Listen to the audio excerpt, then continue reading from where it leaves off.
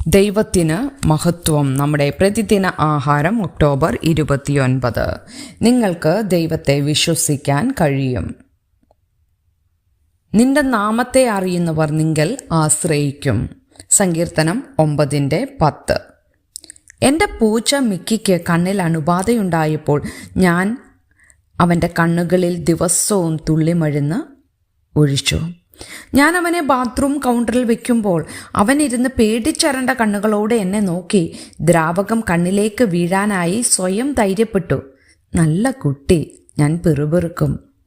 ഞാൻ എന്താണ് ചെയ്യുന്നതെന്ന് അവന് മനസ്സിലായില്ലെങ്കിലും അവൻ ഒരിക്കലും ചാടിയില്ല, കരയുകയോ മാന്തുകയോ ചെയ്തില്ല.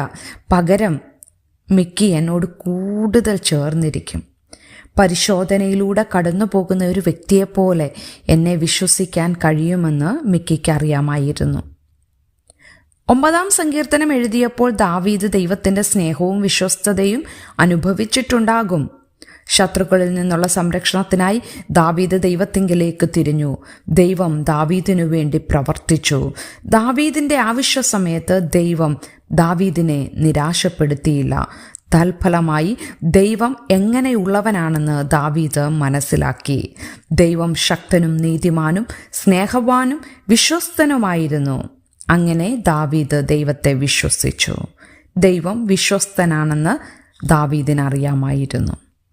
തെരുവിൽ പട്ടിണി കിടക്കുന്ന ഒരു ചെറിയ പൂച്ചക്കുട്ടിയായി ഞാൻ മിക്കിയെ കണ്ടെത്തിയ രാത്രി മുതൽ അവനെ ഞാൻ പല രോഗങ്ങളിലും പരിചരിച്ചു.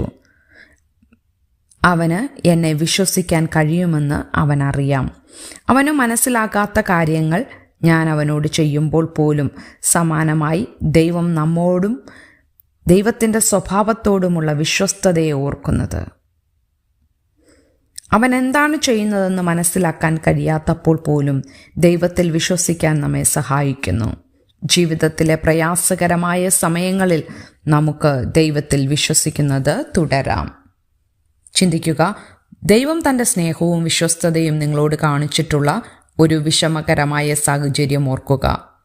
ദൈവത്തിൻ്റെ സ്വഭാവത്തെക്കുറിച്ച് നിങ്ങൾ മറ്റെന്താണ് പഠിച്ചത്? അത് ഇന്ന് നിങ്ങളെ എങ്ങനെയാണ് പ്രോത്സാഹിപ്പിക്കുന്നത്? ദൈവത്തിന് മഹത്വം.